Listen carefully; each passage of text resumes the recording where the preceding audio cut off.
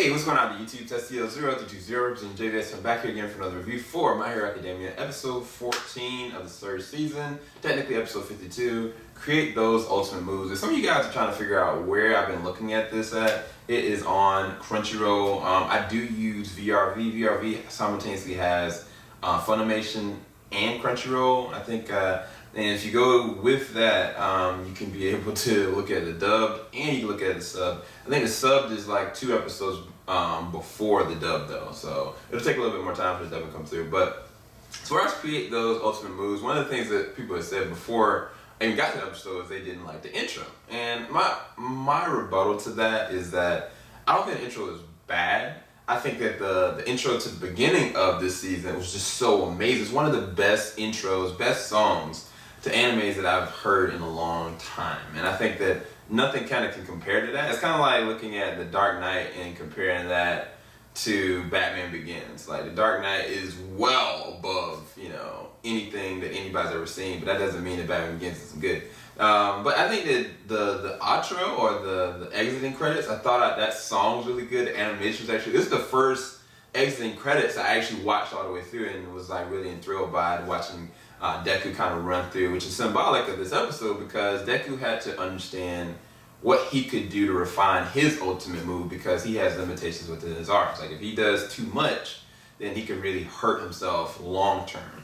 And I think that the resolve for that, like watching, all the other heroes come up with their own abilities and refinements of their quirks with their costumes, I thought was really good. The chick that's the Tinkerer, she was hilarious.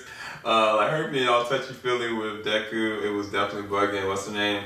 But I thought it was really, it was really cool. It was funny.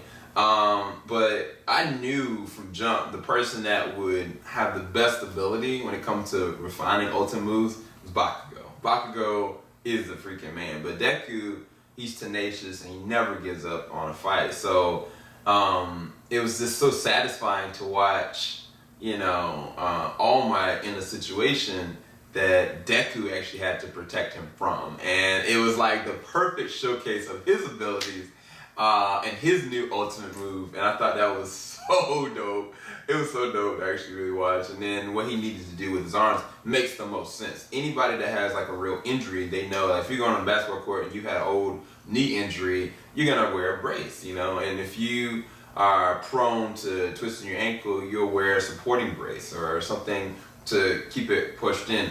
I just think that he needs to add a couple more things to that because eventually he's gonna have to use his arms. And I don't think a brace will be the only thing that'll cut it because whenever Deku does use his arms, his stuff bursts off of it anyway, like his clothes and everything. So I guess we'll see where they're gonna go with this moving forward, but hopefully y'all enjoyed this review. Keep it locked. JVS, we ain't gonna stop. Make sure you go and press that like button below. And if you wanna go more about what we're gonna be doing moving forward as far as San Diego Comic-Con and reactions, the reaction for this is gonna be definitely put up sometime today, but it will be first put up on Patreon, and you got that in the description bar below. Talk to you guys later.